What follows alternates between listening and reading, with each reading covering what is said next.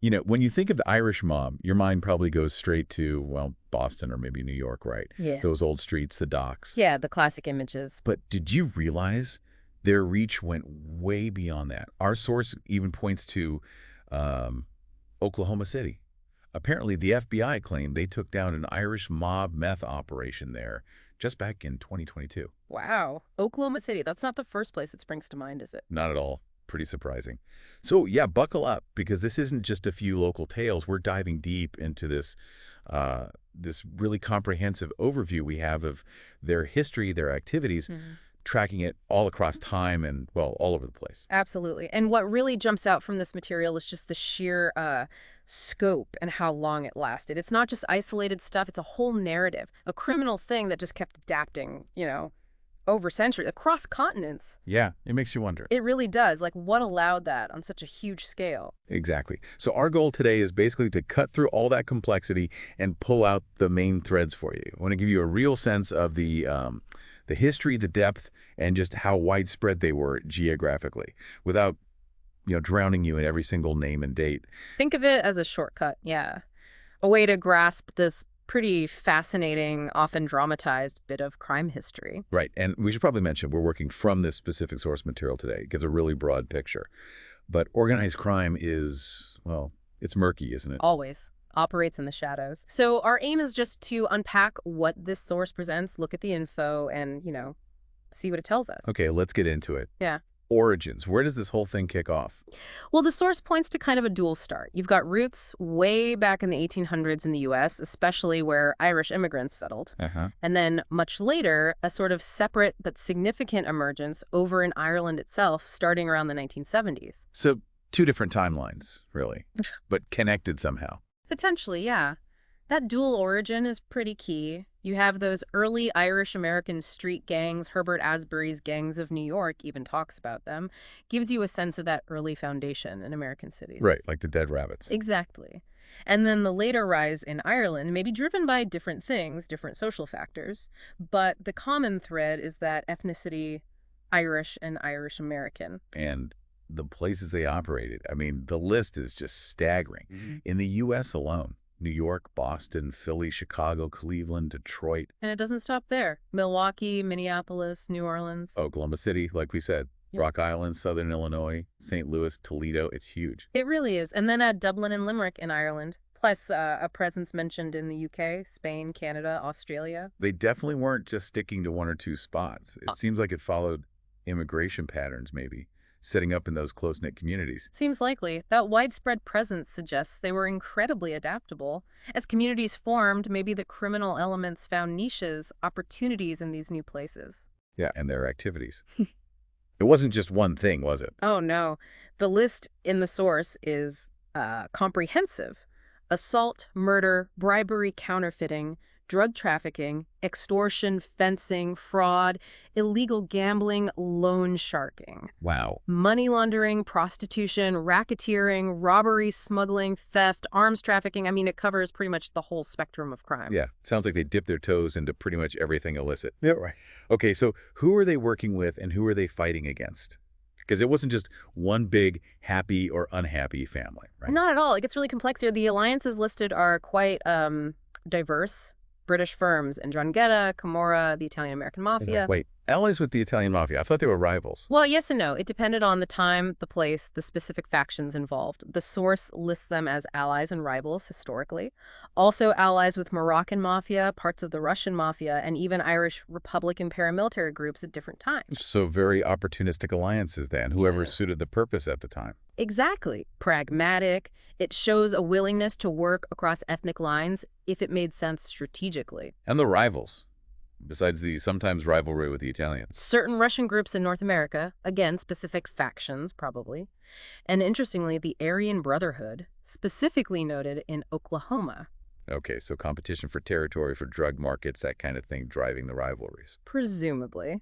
These relationships, both friendly and hostile, were clearly fluid, shifting based on power, opportunity, threats, the usual dynamics. Right. Let's zoom in on some key places.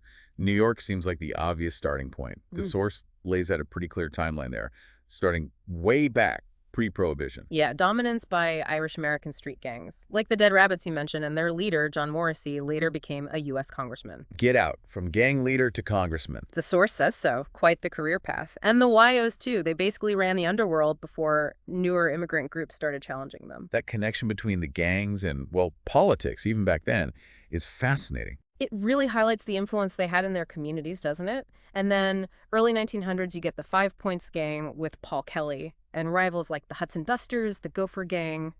Lots of fighting for control within that Irish-American scene. And then the big fight for the waterfront. The source mentions the White Hand Gang forming specifically to push back against Italian groups like the Morellos. Right. They had some early success, apparently, but infighting and assassinations took their toll. Key leaders like Denny Meehan, Bill Lovett, Richard Lonergan, they were killed off. So the Italians, Mangano, Anastasia, Adonis, they basically took over the docks after that, around 1925. Largely, yes, according to this account. But interestingly, it also notes the Irish mob didn't just vanish. They popped up again in coal country. Shows that resilience again. That White Hand Gang story, it sounds like a classic case of internal conflict weakening a group from within. Very common. Those brutal fights for control, especially over valuable turf like the waterfront, often just open the door for rivals. Then comes Prohibition, which must have just poured gasoline on everything. Oh, completely. Massive opportunities. And big Bill Dwyer emerges as a top bootlegger in New York. But he gets arrested, right? And then his empire splinters. Yeah, arrested in 27. Creates a power vacuum.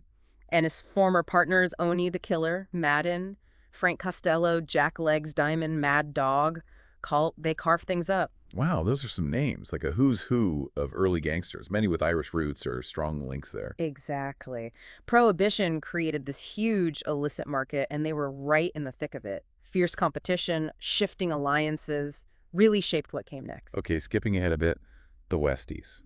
Hell's Kitchen. Right, the notorious Irish-American gang there. The source names Eddie McGrath, James Coonan, Mickey Featherstone, James McElroy, Edward Comiskey, known for extreme violence. Do they represent a later wave then? More modern era, operating out of that specific neighborhood. Definitely. And their story leads into that big Irish-Italian mob war in the 70s. Ah, right, over the Javits Convention Center. That was in Hell's Kitchen, Mickey Spillane's turf. Yeah, and the Genovese family wanted control. Spillane fought back hard, even though he was badly outnumbered. So the Italians brought in a hitter, Joseph Mad Dog Sullivan. That's what the source details. To take out some of Spillane's guys, it just shows that constant tension, the competition for valuable city assets. Spillane digging his heels in, despite the odds. And this leads Coonan, one of the Westies leaders, to make a deal with Roy DeMeo from the Gambino family. A strategic alliance, yeah. Yeah. Apparently, the Genovese decided fighting the Westies was just too much hassle, and the Gambinos actually helped broker a truce. Fascinating.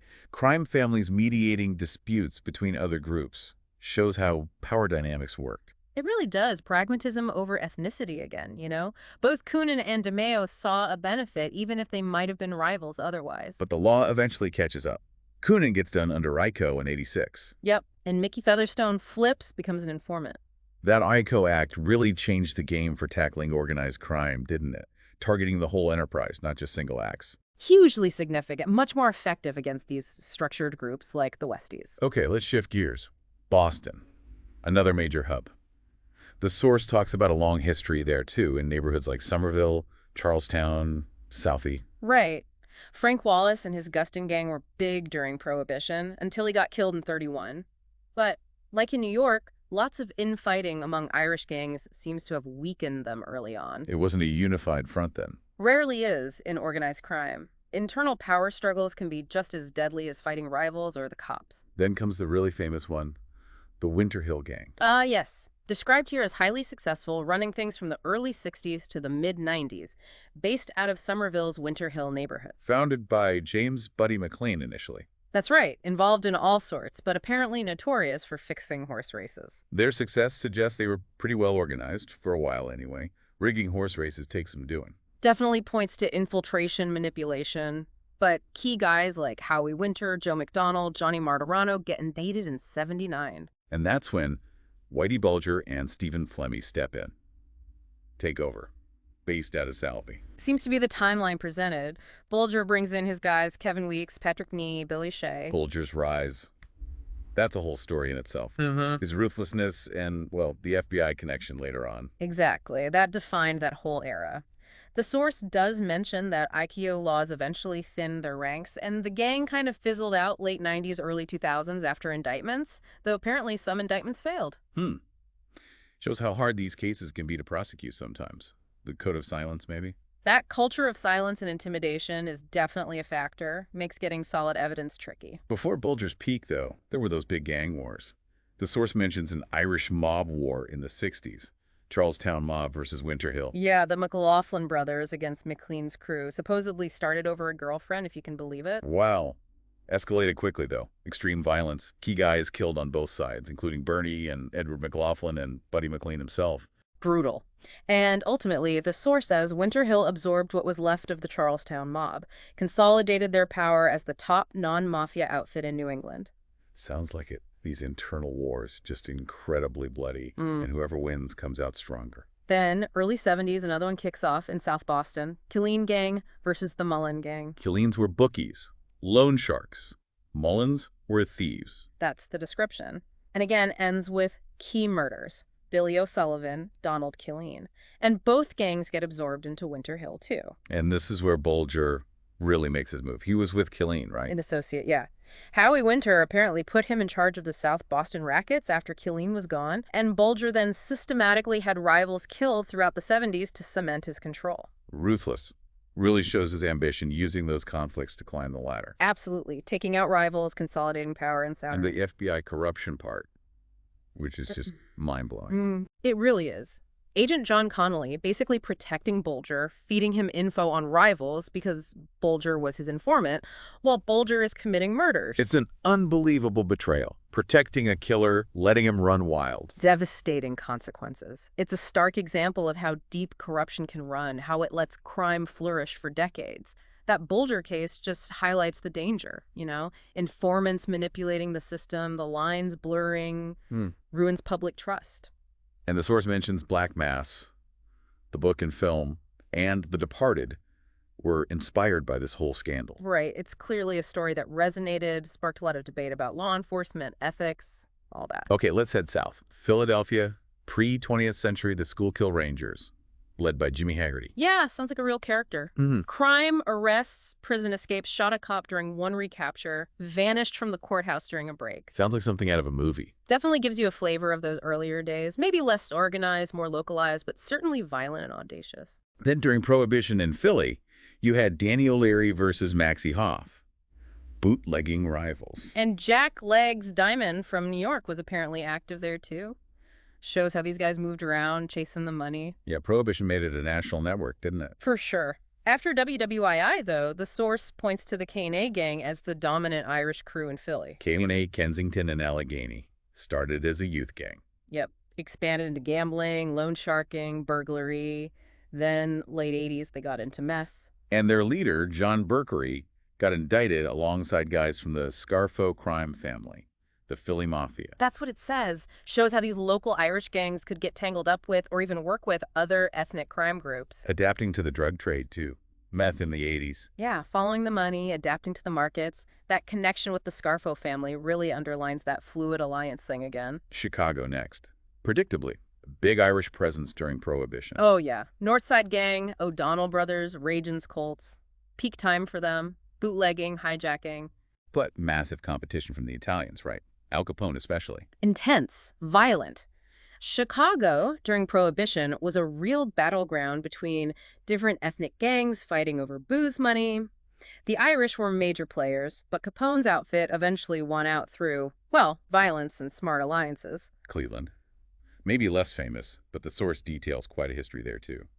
Pre-Prohibition gangs in Irishtown Bend. McCart Street Gang, Cheyenne Gang.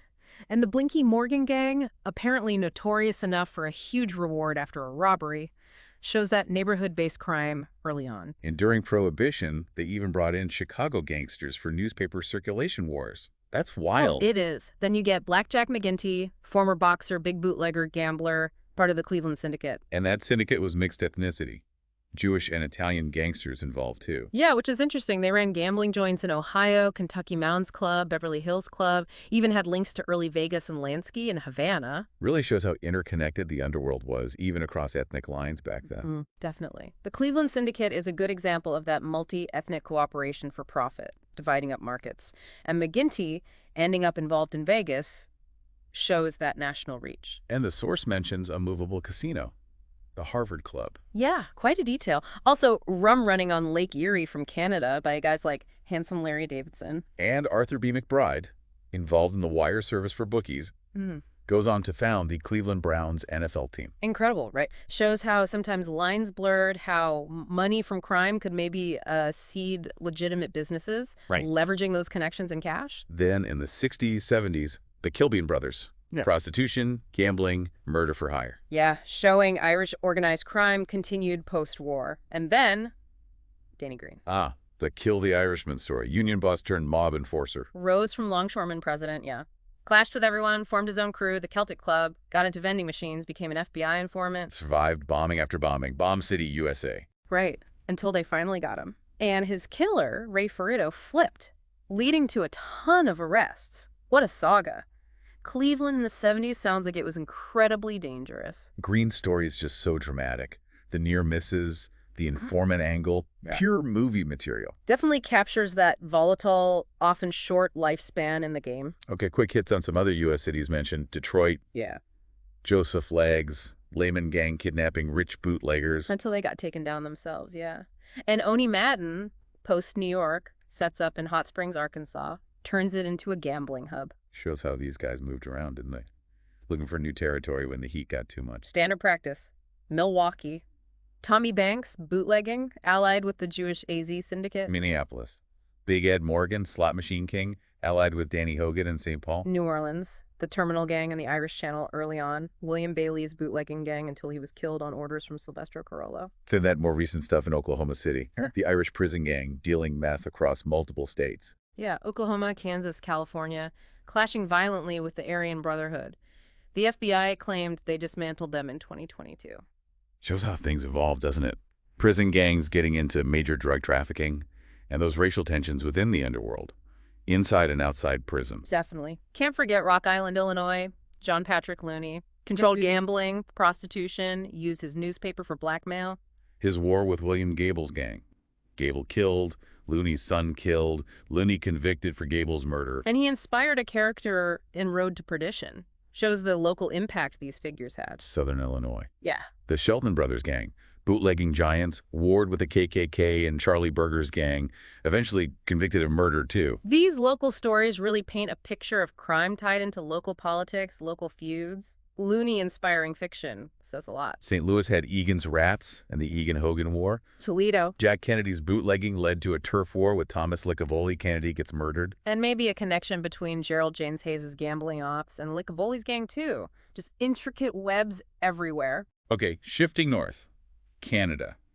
Montreal's West End gang. Yeah, described as long-standing, influential. Truck hijacking, home invasions, kidnapping, protection rackets, drugs, extortion, armed robbery. Pretty much everything. They get into hash and cocaine in the 70s and allied with the Mafia, Hells Angels, Colombian cartels. Shows that international reach. Right. Sophistication. The West End gang's longevity and global links really highlight how organized crime globalized in the late 20th century. Now, let's cross the pond to Ireland itself. Dublin in the 60s, surprisingly a low crime rate. Church influence, tough reform schools. That's the picture painted. But those schools also produced guys like Martin Cahill and Christy Dunn, who became major players later. So the 70s were the turning point. Gun crime increased because of the troubles in the north. Seems so. Groups like Sarre emerged, and Christy Dunn built this big crime family, even had links in Britain. And ordinary criminals started working with the Dunns, including guys who became big names later, like Cahill, Cunningham, Mitchell, Gilligan. Right. Dunn's crew specialized in kidnapping for ransom, then moved into pharmaceutical drugs profitable. And the source notes that IRA bank robberies kind of provided cover for other criminals, too. So the troubles inadvertently helped organized crime grow in the Republic. Distracted law enforcement, maybe provided weapons. Plausibly. Created an environment where it could take root. Dunn focusing on pharma drugs shows that constant search for new rackets. Then the 80s. The heroin epidemic. Tragic. Huge profits for dealers, devastating for communities. Groups like Concerned Parents Against Drugs sprang up. Larry Dunn dominated the heroin trade initially, but others like Tony Kingscom Filoni were involved too, Yeah, and interestingly, the source says there wasn't much fighting between them at first. But when Larry Dunn got arrested and fled, it created a vacuum. which John Gilligan filled, became the next big drug boss. That's the narrative. And during all this, the Garda Síochána, the police, were heavily focused on paramilitary groups, which maybe let other crime grow more easily. Yeah, the heroin epidemic really scarred Ireland. And the rise of guys like Dunn and Gilligan. Yeah. Dark times. The police focus elsewhere makes sense, but it had unintended consequences. Definitely. Then the 90s, Veronica Guerin.